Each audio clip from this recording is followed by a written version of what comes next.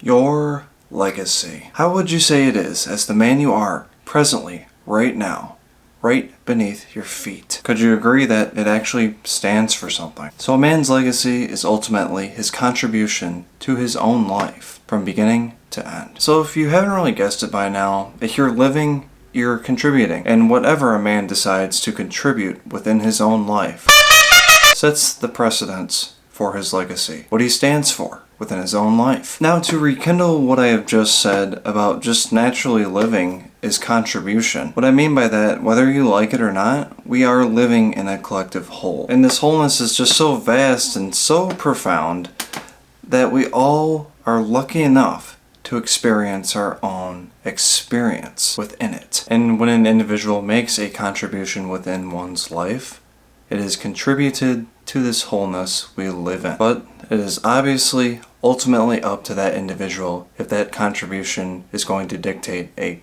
good contribution or a bad one. And simply what tells apart a good contribution to a bad contribution, what is more prevalent to this wholeness we live in? What feeds more into this collective good? And what doesn't feed into it? What wants to be completely separate from this collective good? I've heard many speakers and many of my favorite authors use this example as well as take the ocean. Now, take a bucket and take some water out of the ocean. What happens to that bucket of ocean water? It's still a part of that collective whole, the ocean. If you put it right back in there, it becomes intuned and part of the collective good of the ocean.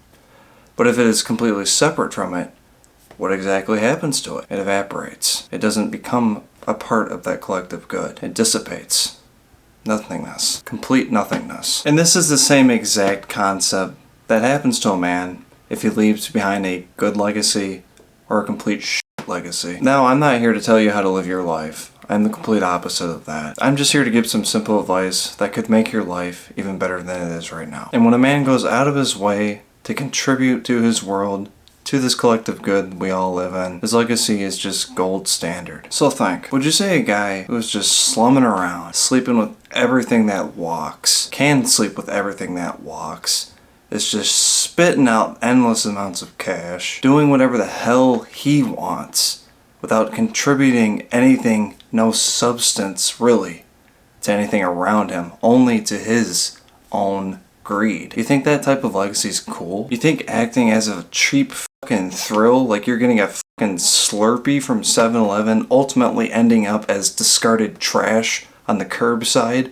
away from everything else? You think that's a good legacy? Any man can make money. You lose some money, you just make more. Any man can also just bang a hole in the wall. But why would a man want a legacy like that? That's completely opposite away from this whole collective good. And the same goes obviously if a man is just isolating from himself because he's too cowardly to face his actual world, because he's too indulged in comfort. When you just peel back the blinds, you'll realize how brisk of a life is offered to us men. What a lot of guys don't realize too is being a part of this collective good, it's no easy task. The easy way out is what the opposite is. But it's quite obvious what happens when you keep taking the easy way out within life. It completely comes full circle and shoots you off to the side as you dissipate away from this collective whole, leaving your legacy as a man on the sidewalk for whoever to step on and scrape off. Again, I'm not here to make decisions for you. I'm just here to give suggestions. And sticking with one partner, per se, is an example. Experiencing true love and living it out